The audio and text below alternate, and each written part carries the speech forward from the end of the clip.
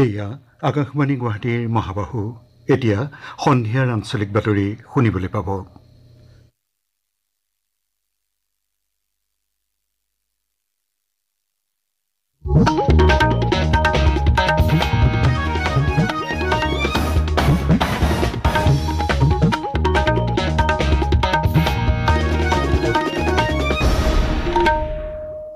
নমস্কাৰ। আকাশবাণী গুৱাহাটী কেন্দ্ৰৰ সন্ধিয়াৰ আঞ্চলিক বাতৰি পঢ়িছো পুলক গগৈয়ে আৰু মোৰ সৈতে আছে ৰূপজ্যোতি বৰুৱা। এতিয়াৰ প্ৰধান বাতৰিসমূহ হ'ল: ৰাজ্যৰ বান পৰিস্থিতি সামান্য উন্নত। মুখ্যমন্ত্ৰী ডঃ হিমন্ত বিশ্ব শৰ্মাকে ধৰি ৰাজ্যৰ মন্ত্ৰী বিধায়কসকলৰ বান প্ৰভাৱিত অঞ্চল পৰিদৰ্শন। ক্ষতিগ্ৰস্তসকলৰ বাবে উদ্ধাৰ তথা সাহায্য অভিযানৰ যাৱতীয় পৰ্যালোচনা। সম্পূৰ্ণতা অভিযানৰ অধীনত দৰং জিলাৰ পূব মংগলদৈ, ওদালগুৰিৰ ভেৰগাঁও আৰু ডিমা হাছাও জিলাৰ বিভিন্ন খণ্ডত আজি বিভিন্ন কাৰ্যসূচী গ্ৰহণ। প্ৰশাসনিক সংস্কাৰ আৰু জন অভিযোগ বিভাগত শিক্ষা হেতু অসমলৈ কেন্দ্ৰীয় চৰকাৰৰ 2024 বৰ্ষৰ ই-গভৰ্নেন্সৰ ৰাষ্ট্ৰীয় বঁটা। চলিত বৰ্ষৰ বাবে চিকিৎসা বিজ্ঞানৰ স্নাতকোত্তৰ পৰ্যায়ৰ প্ৰৱেশ পৰীক্ষাৰ নতুন সময়সূচী ঘোষণা। আৰু চেন্নাইত অনুষ্ঠিত হ'বলগীয়া টি-20 আন্তঃৰাষ্ট্ৰীয় মহিলা ক্ৰিকেট শৃংখলাৰ প্ৰথমখন খেলত আজি ভাৰত দক্ষিণ আফ্ৰিকাৰ বিৰুদ্ধে অৱতীৰ্ণ। এতিয়া শুনক বিতং বাতৰি। ৰাজ্যৰ কোনো কোনো ঠাইত আজি বান পৰিস্থিতি সামান্য উন্নত হৈছে যদিও এতিয়াও ভালেমান ঠাই বানৰ কবলত আছে। ৰাজ্যখনৰ সাম্প্ৰতিক বানত 29খন জিলাৰ 21 লাখৰো অধিক লোক ক্ষতিগ্ৰস্ত হৈছে। মুখ্যমন্ত্ৰী ডঃ হিমন্ত বিশ্ব শৰ্মাই আজি ডিব্ৰুগড় জিলাৰ কেইবাটাও স্থানত বান পৰিস্থিতিৰ বুজ লয়। মুখ্যমন্ত্ৰীগৰাকীয়ে জিলাখনৰ খোৱাঙত বুঢ়ীদিহিং নৈৰ মথাউৰি ভাঙি জলমগ্ন হোৱা কেইবাখনো গাঁও আজি পৰিদৰ্শন কৰাৰ লগতে অঞ্চলটোৰ জনসাধাৰণে আশ্ৰয় লৈ থকা এটা শিবিৰ পৰিদৰ্শন কৰে। মুখ্যমন্ত্ৰী ডঃ শৰ্মাই আজি টেঙাখাত মহাবিদ্যালয়ত স্থাপন কৰা আশ্ৰয় শিবিৰ পৰিদৰ্শন কৰে। বৰ্তমান 299গৰাকী লোকে আশ্ৰয় লৈ থকা এই শিবিৰত প্ৰয়োজনীয় সকলো সা সুবিধা প্ৰদান কৰিবলৈ তেওঁ জিলা প্ৰশাসনক নিৰ্দেশ দিয়ে। ইয়াৰ উপৰিও জ্যেষ্ঠ ব্যক্তি আৰু শিশুসকলৰ বিশেষ যত্ন ল'বলৈ তেওঁ জিলা প্ৰশাসনক নিৰ্দেশ দিয়ে। মুখ্যমন্ত্ৰীৰ সৈতে আজিৰ ভ্ৰমণকালত পঞ্চায়ত আৰু গ্ৰামোন্নয়ন, খাদ্য ৰাজহুৱা বিতৰণ আৰু গ্ৰাহক পৰিক্ৰমা বিভাগৰ মন্ত্ৰী ৰঞ্জিত কুমাৰ দাস, জলসম্পদ বিভাগৰ মন্ত্ৰী পীযুষ হাজৰিকাৰ লগতে বিধায়ক চক্ৰধৰ গগৈ উপস্থিত থাকে। মুখ্যমন্ত্ৰী ডঃ শৰ্মাই আজি কৃত্ৰিম বানৰ কবলৰ পৰা ডিব্ৰুগড় নগৰৰ ভালেমান ঠাই পৰিদৰ্শন কৰে। তেওঁ জিলা প্ৰশাসনক কৃত্ৰিম বান ৰোধ কৰাৰ বাবে ব্যৱস্থা গ্ৰহণ কৰিবলৈ নিৰ্দেশ দিয়ে। ইয়াৰ উপৰিও বান ক্ষতিগ্ৰস্ত ৰাইজক সাহায্য প্ৰদান কৰাটো সুনিশ্চিত কৰিবলৈ তেওঁ নিৰ্দেশ দিছে। ৰাজ্যৰ সাংস্কৃতিক পৰিক্ৰমা বিভাগৰ মন্ত্ৰী বিমল বৰাই আজি শিৱসাগৰ জিলা আয়ুক্তৰ কাৰ্যালয়ত জিলাখনৰ বান পৰিস্থিতিৰ সন্দৰ্ভত এখন পৰ্যালোচনা সভাত অংশগ্ৰহণ কৰে। সভাত মন্ত্ৰী বৰাই বানত 60%তকৈও অধিক ক্ষতি হোৱা বাসগৃহসমূহৰ মেৰামতিৰ বাবে ৰাজ্য চৰকাৰে 1,20,000 টকাকৈ প্ৰদান কৰিব বুলি অৱগত কৰে। তেওঁ জিলাখনৰ বান ক্ষতিগ্ৰস্ত খেতিয়কসকলক অচিৰে প্ৰধানমন্ত্ৰী ফচল বীমা আঁচনিত নিজৰ নাম পঞ্জীয়ন কৰাৰ বাবে আহ্বান জনায়। মন্ত্ৰীগৰাকীয়ে জিলাখনত ক্ষয় ক্ষতিৰ বুজ লোৱাৰ বাবে গঠন কৰা 72জনীয়া এটা বিশেষ দলে কাইলৈৰ পৰা জিলাখনত জনসাধাৰণৰ ক্ষয় ক্ষতিৰ বুজ ল'ব বুলি অৱগত কৰে। উল্লেখযোগ্য যে জিলাখনৰ দিচাংমুখ, দিখৌমুখৰ লগতে ডিমৌ বিধানসভাৰ অধীনৰ ভালেমান অঞ্চল বানৰ কবলত পৰিছে। সাম্প্ৰতিক বানত জিলাৰ 117খন গাঁৱৰ 88,600গৰাকী লোক প্ৰভাৱিত হৈছে। বিত্তমন্ত্ৰী অজন্তা নেওগে আজি গোলাঘাট জিলাৰ বান পৰিস্থিতিৰ সন্দৰ্ভত বুজ লোৱাৰ বাবে জিলা আয়ুক্তৰ কাৰ্যালয়ত এখন বৈঠকত মিলিত হয়। মন্ত্ৰীগৰাকীয়ে বান ক্ষতিগ্ৰস্ত পৰিয়ালসমূহক সময়মতে বান সাহায্য প্ৰদান কৰিবলৈ নিৰ্দেশ দিয়ে। তেওঁ লগতে জিলাখনৰ আশ্ৰয় শিবিৰত থকা লোকসকলে যাতে সকলো ধৰণৰ সা সুবিধা লাভ কৰাটো সুনিশ্চিত কৰিবলৈ জিলা প্ৰশাসনক নিৰ্দেশ দিয়ে। ইয়াৰ উপৰিও বান ক্ষতিগ্ৰস্ত লোকসকলৰ পুনৰ সংস্থাপনৰ বাবে 15 আগষ্টৰ ভিতৰত জৰীপৰ প্ৰতিবেদন দাখিল কৰিবলৈ সংশ্লিষ্ট বিভাগসমূহক তেওঁ নিৰ্দেশ দিয়ে। আজিৰ বৈঠকত দেৰগাঁৱৰ বিধায়ক ভৱেন্দ্ৰ নাথ ভৰালী, সৰুপথাৰৰ বিধায়ক বিশ্বজিৎ ফুকনৰ লগতে জিলা প্ৰশাসন আৰু আৰক্ষী প্ৰশাসনৰ জ্যেষ্ঠ বিষয়াসকল উপস্থিত আছিল। মুখ্যমন্ত্ৰী ডঃ হিমন্ত বিশ্ব শৰ্মাৰ নিৰ্দেশ মৰ্মে ৰাজ্যৰ মন্ত্ৰী জয়ন্ত মল্ল বৰুৱাই আজি মাজুলী জিলাৰ বান পৰিস্থিতিৰ বুজ লয়। মন্ত্ৰীগৰাকীয়ে আজি পুৱা শালমৰা অঞ্চল পৰিদৰ্শন কৰি বান ক্ষতিগ্ৰস্ত লোকসকলৰ সৈতে মত বিনিময় কৰে। তেওঁ দুৰ্যোগৰ সময়ত জনসাধাৰণৰ সেৱা আগবঢ়াবৰ বাবে ৰাজ্য চৰকাৰ প্ৰতিশ্ৰুতিবদ্ধ বুলি প্ৰকাশ কৰে। মন্ত্ৰীগৰাকীৰ আজিৰ এই ভ্ৰমণকালত জিলা আয়ুক্ত কাবেৰী বি শৰ্মাৰ লগতে বিধায়ক ভুৱন গাম উপস্থিত থাকে। যোৰহাটৰ সাংসদ গৌৰৱ গগৈয়ে আজি মাজুলীৰ আউনীআটী সত্ৰৰ সমীপৰ ব্ৰহ্মপুত্ৰৰ বাঢ়নী পানীয়ে জুগুনিধাৰীৰ চিগা মথাউৰিৰ অংশ পৰিদৰ্শন কৰাৰ লগতে জিলাখনৰ ভালেমান বান ক্ষতিগ্ৰস্ত অঞ্চল পৰিদৰ্শন কৰে। ৰাজ্যৰ মন্ত্ৰী ডাঃ ৰণোজ পেগুৱে আজি ধেমাজি বিধানসভা সমষ্টিৰ বামচেনিয়া দেউৰী গাঁৱত বান ক্ষতিগ্ৰস্ত লোকসকলক জিলা প্ৰশাসনৰ ফালৰ পৰা সাহায্য প্ৰদান কৰে। গোৱালপাৰা জিলাত ব্ৰহ্মপুত্ৰৰ জলস্তৰ সামান্য হ্ৰাস পাইছে যদিও জিলাখনৰ বান পৰিস্থিতি অপৰিৱৰ্তিত হৈ আছে। জিলাখনৰ 4টা ৰাজচক্ৰৰ 297খন গাঁও বৰ্তমান প্লাবিত হৈ আছে। ধুবুৰীৰ সাংসদ ৰকিবুল হুছেইনে আজি জিলাৰ জলেশ্বৰ সমষ্টিৰ বান ক্ষতিগ্ৰস্ত অঞ্চলসমূহ পৰিদৰ্শন কৰে। তেওঁ লগতে বুঢ়াবুঢ়ী অঞ্চলত ব্ৰহ্মপুত্ৰ নদীৰ খহনীয়াৰো পৰিদৰ্শন কৰে। বৰপেটা জিলাৰ বান পৰিস্থিতি সামান্য উন্নত হোৱা পৰিলক্ষিত হৈছে। জিলাখনৰ কলগাছিয়াৰ কৰাৰকুৰত কালি বেকিনৈৰ দলঙৰ পশ্চিম দিশৰ পথটো খহি যোৱাত যাতায়াত ব্যাহত হৈ থকাত জনসাধাৰণে সমস্যাৰ সন্মুখীন হৈছে। জিলা আয়ুক্তগৰাকীয়ে আজি ক্ষতিসাধন হোৱা পথটো পৰিদৰ্শন কৰি অচিৰেই মেৰামতি কৰিবলৈ সংশ্লিষ্ট বিভাগক নিৰ্দেশ দিয়ে। বাক্সা জিলাৰ কেইবাখনো নৈৰ জলপৃষ্ঠ বৃদ্ধি হৈ থকাত জিলাখনৰ সম্ভাৱ্য বান পৰিস্থিতিৰ প্ৰতি লক্ষ্য ৰাখি জিলা প্ৰশাসনে বিশেষ সতৰ্কতা গ্ৰহণ কৰিছে। জিলাখনত বান ক্ষতিগ্ৰস্ত লোকসকলৰ বাবে ৭২টা আশ্ৰয় শিবিৰ সাজু কৰি ৰখা হৈছে বুলি জিলা আয়ুক্তগৰাকীয়ে জানিবলৈ দিছে। কলিয়াবৰ লোকসভা সমষ্টিৰ সাংসদ কামাখ্যা প্ৰসাদ তাছাই আজি নগাঁও জিলাৰ জখলাবন্ধাৰ সমীপৰ হাতীমূৰাত ব্ৰহ্মপুত্ৰৰ বাঢ়নি পানীয়ে ক্ষতিসাধন কৰা মথাউৰিটো পৰিদৰ্শন কৰে। ইয়াৰ লগতে তেওঁ অঞ্চলটোৰ কেইবাটাও বান শিবিৰ পৰিদৰ্শন কৰে।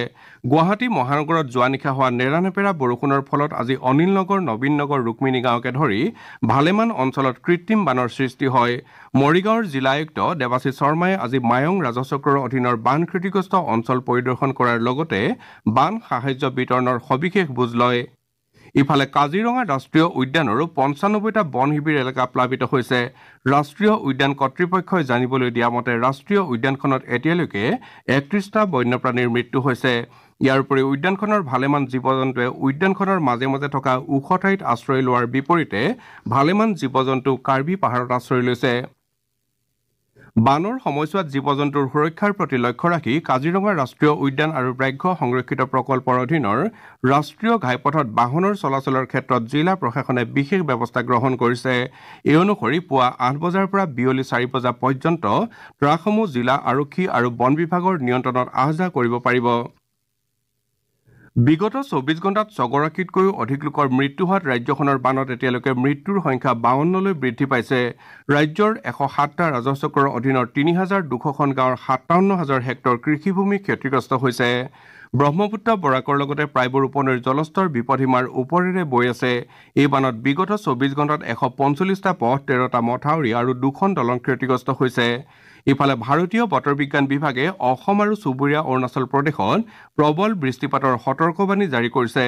অসমত ৰাজ্য চৰকাৰে বিভিন্ন স্থানত ইতিমধ্যে ৪৫১টা সাহায্য বিতৰণ কেন্দ্ৰৰ লগতে ২৪৭টা সাহায্য কেন্দ্ৰ মুকলি কৰিছে। বান পৰিস্থিতিৰ প্ৰতি লক্ষ্য ৰাখি ৰাষ্ট্ৰীয় দুৰ্যোগ সঁহাৰি বাহিনী আৰু ৰাজ্যিক দুৰ্যোগ সঁহাৰি বাহিনীয়ে ৰাজ্যখনত উদ্ধাৰ আৰু সাহায্য অভিযান অব্যাহত ৰাখিছে।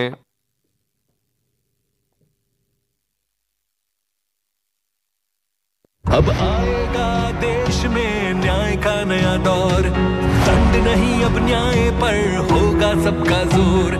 विकसित भारत का ये है नया अध्याय, सबसे समान व्यवहार मिलेगा सबको न्याय। सरल है, सुलभ है पारदर्शी, तकनीकी युक्त है और है स्वदेशी। इसमें है महिलाओं बुजुर्गों का सम्मान, शामिल है इसमें जन जन की आन। साथ इसके चलने का देश पर चढ़ा जुनून, ये है आजाद भारत के अपने कानून। আপোনালোকে বাতৰি শুনিছে আকাশবাণী গুৱাহাটী কেন্দ্ৰৰ পৰা। এতিয়া পৰৱৰ্তী বাতৰি শুনক ৰূপজ্যোতি বৰুৱাৰ পৰা। দেশৰ বৃহৎ সংখ্যক নাগৰিকৰ অংশগ্ৰহণেৰে নীতি আয়োগৰ সম্পূৰ্ণতা অভিযান শীৰ্ষক বিশেষ অভিযান কালি আৰম্ভ হৈছে। অসমতো বাক্সা, ধুবুৰী, দৰং, বৰপেটা, গোৱালপাৰা, ওদালগুৰি, ডিমা হাছাও, পশ্চিম কাৰ্বি আংলং আৰু হাইলাকান্দিৰ কেইবাটাও উন্নয়ন খণ্ডক এই অভিযানে সামৰি লৈছে। মুঠ ১১২খন অভিলাষী জিলাৰ ৫০০টা খণ্ডত এই অভিযানৰ উন্মোচনী অনুষ্ঠানৰ আয়োজন কৰা হয়। অহা ৩০ ছেপ্টেম্বৰলৈকে ৩ মাহ ধৰি চলিবলগীয়া এই অভিযানৰ লক্ষ্য হৈছে সকলো অভিলাষী জিলা আৰু খণ্ডত ১২টা মূল সামাজিক খণ্ডৰ সূচকৰ ক্ষেত্ৰত ১০০% পৰিপূৰ্ণতা লাভ কৰা। দৰং জিলাৰ পূব মঙলদৈ, ওদালগুৰি, ভেৰগাঁও আৰু ডিমা হাছাও জিলাৰ বিভিন্ন খণ্ডত আজি সম্পূৰ্ণতা অভিযান আৰম্ভ কৰা হৈছে। ওদালগুৰি জিলাৰ ভেৰগাঁও উন্নয়ন খণ্ডত আজি অসম বিধানসভাৰ অধ্যক্ষ বিশ্বজিৎ দৈমাৰীয়ে এই অভিযানৰ কাৰ্যসূচী আৰম্ভ কৰে। তামুলপুৰ জিলা প্ৰশাসন আৰু তামুলপুৰ উন্নয়ন খণ্ডৰ উদ্যোগত তামুলপুৰ উচ্চতৰ মাধ্যমিক বিদ্যালয় প্ৰেক্ষাগৃহত আজি এই সন্দৰ্ভত এখন সজাগতামূলক সভা অনুষ্ঠিত হয়। সভাত বি টি আৰৰ পাৰিষদ হেমন্ত ৰাভাৰ লগতে জিলা প্ৰশাসনৰ কেইবাগৰাকীও উচ্চপদস্থ বিষয়া উপস্থিত থাকে।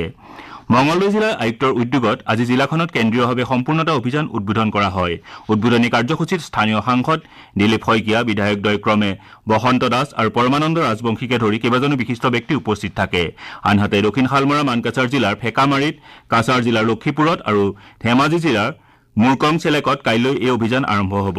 এই অভিযানৰ অধীনত অভিলাষী জিলা আৰু উন্নয়ন খণ্ডৰ সমূহত মূলতঃ প্ৰথম 3 মাহতে পঞ্জীয়নভুক্ত প্ৰসূতিৰ সংখ্যা, সংহত শিশু বিকাশ সেৱাৰ অধীনত প্ৰসূতিৰ পৰিপূৰক খাদ্য যোগান, শিশুৰ সম্পূৰ্ণ ৰোগ প্ৰতিৰোধ ক্ষমতাৰ বৃদ্ধিৰ হাৰ, চৰকাৰে 2025-15তে কৃষকৰ বাবে আৰম্ভ কৰা ছইল হেল্থ কাৰ্ডৰ যোগেদি মাটিৰ নমুনা সংগ্ৰহৰ হাৰ, প্ৰতিটো খণ্ডত মধুমেহ আৰু উচ্চ ৰক্তচাপজনিত ৰোগীসকলক চিনাক্তকৰণৰ হাৰ আৰু একোটা উন্নয়ন খণ্ডত থকা আত্মনিৰ্ভৰশীল গোটৰ বিপৰীতে পুঁজি লাভ কৰি থকা গোটৰ হাৰ, বিদ্যুৎ যোগান থকা মাধ্যমিক পৰ্যায়ৰ বিদ্যালয়ৰ হাৰ তথা পাঠ্যক্ৰম আৰম্ভ হোৱাৰ এমাহৰ ভিতৰতে পাঠ্যপুথি বিতৰণৰ হাৰ বৃদ্ধি কৰাৰ লক্ষ্য লোৱা হৈছে।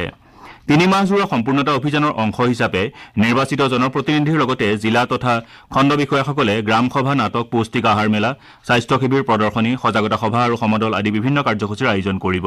এই অভিযানত উত্তৰ পূৰ্বাঞ্চলৰ ৰাজ্যসমূহেও সম্পূৰ্ণ সহৃদয়তাৰে অংশগ্ৰহণ কৰিছে। অৰুণাচল প্ৰদেশৰ নামচাই জিলাৰ চৌখাম খণ্ডত ৰাজ্যখনৰ উপ মুখ্যমন্ত্ৰী চৌনা মেইনে কালি এই অভিযানৰ শুভাৰম্ভ কৰে। কেন্দ্ৰীয় চৰকাৰে প্ৰশাসনিক সংস্কাৰ আৰু জন অভিযোগ বিভাগত 2024 বৰ্ষৰ ই-গভাৰ্নেন্সৰ ৰাষ্ট্ৰীয় বঁটাৰ বাবে শিক্ষা সেতু অসমক বাছনি কৰিছে।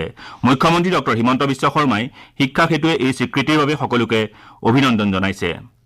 এই স্বীকৃতিয়ে প্ৰযুক্তিৰ জৰিয়তে শিক্ষা খণ্ডলৈ পৰিৱৰ্তন অনাৰ লক্ষ্যক প্ৰেৰণা যোগাব বুলি মুখ্যমন্ত্ৰীগৰাকীয়ে মন্তব্য কৰিছে। উল্লেখযোগ্য যে অহা 8 আৰু 9 আগষ্টত মুম্বাইত অনুষ্ঠিত হ'বলগীয়া ই-গভাৰ্নেন্সৰ 27 সংখ্যক ৰাষ্ট্ৰীয় সন্মিলনৰ সময়তে সমগ্ৰ শিক্ষা অসমক এই বঁটা প্ৰদান কৰা হ'ব বুলি শিক্ষামন্ত্ৰী ডাঃ ৰণোজ পেগুৱে সামাজিক মাধ্যমযোগে প্ৰকাশ কৰিছে। চলিত বৰ্ষৰ চিকিৎসা বিজ্ঞানৰ স্নাতকোত্তৰ পৰ্যায়ৰ প্ৰৱেশ পৰীক্ষা অহা 11 আগষ্টত 2টা সময়সূচীত অনুষ্ঠিত হ'ব।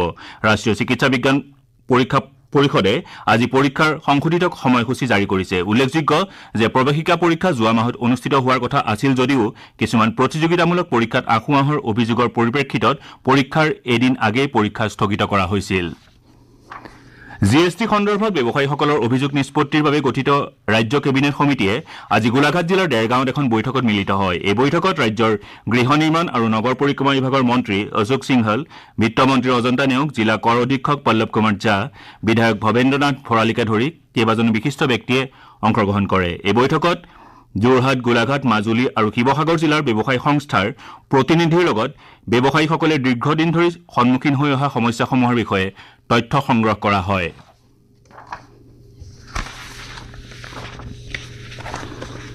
ভাৰতীয় মহিলা ক্ৰিকেট দলে দক্ষিণ আফ্ৰিকাৰ সৈতে 3খনীয়া টি-20 আন্তঃৰাষ্ট্ৰীয় ক্ৰিকেট শৃংখলাৰ প্ৰথমখন খেলত আজি অৱতীৰ্ণ হ'ব। খেলখন সন্ধিয়া 7 বজাত চেন্নাইৰ এম.এ. চিদাম্বৰম ষ্টেডিয়ামত অনুষ্ঠিত হ'ব। ইতিমধ্যে দুয়োখন দেশৰ মাজত 3খনীয়া এদিনীয়া শৃংখলা আৰু এখন টেষ্ট মেচ অনুষ্ঠিত হয়। হৰমনপ্ৰীত কৌৰ নেতৃত্বাধীন ভাৰতীয় মহিলা ক্ৰিকেট দলটোৱে দক্ষিণ আফ্ৰিকাৰ বাবে যথেষ্ট প্ৰত্যাহ্বান হৈ থিয় দিছে। দক্ষিণ আফ্ৰিকাৰ দলটোৱে এতিয়ালৈকে এখন মেচতো জয়ী হ'ব পৰা নাই। এদিনীয়া শৃংখলাত ভাৰতে 3-0 ব্যৱধানত শৃংখলা দখল কৰাৰ বিপৰীতে একমাত্ৰ টেষ্ট মেচখনত 10 উইকেটত বিজয়ী হয়। এটা বাতৰি শেষ কৰাৰ আগতে প্ৰধান বাতৰিসমূহ আকৌ এবাৰ পঢ়ি দিছো। ৰাজ্যৰ বান পৰিস্থিতি সামান্য উন্নত। মুখ্যমন্ত্ৰী ডঃ হিমন্ত বিশ্ব শৰ্মাকে ধৰি ৰাজ্যৰ মন্ত্ৰী বিধায়কসকলৰ বান প্ৰভাৱিত অঞ্চল পৰিদৰ্শন, ক্ষতিগ্ৰস্তসকলৰ বাবে উদ্ধাৰ তথা সাহায্য অভিযানৰ যাৱতীয় পৰ্যালোচনা। সম্পূৰ্ণতা অভিযানৰ অধীনত দৰং জিলাৰ পূব মঙলদৈ, ওদালগুৰি, ভেৰগাঁও আৰু তামুলপুৰৰ বিভিন্ন খণ্ডত আজি বিভিন্ন কাৰ্যসূচী গ্ৰহণ। প্ৰশাসনিক সংস্কাৰ আৰু জন অভিযোগ বিভাগত শিক্ষা সেতু অসমলৈ কেন্দ্ৰীয় চৰকাৰৰ 2024 বৰ্ষৰ ই-গভাৰ্নেন্সৰ ৰাষ্ট্ৰীয় বঁটা। চলিত বৰ্ষৰ বাবে চিকিৎসা বিজ্ঞানৰ স্নাতকোত্তৰ পৰ্যায়ৰ প্ৰৱেশ পৰীক্ষাৰ নতুন সময়সূচী ঘোষণা আৰু চেন্নাইত অনুষ্ঠিত হ'বলগীয়া টি-20 আন্তঃৰাষ্ট্ৰীয় মহিলা ক্ৰিকেট শৃংখলাৰ প্ৰথমখন খেলত আজি ভাৰত দক্ষিণ আফ্ৰিকাৰ বিৰুদ্ধে অৱতীৰ্ণ। আমাৰ এতিয়াৰ বাতৰি ইমানতে অন্ত পৰিল।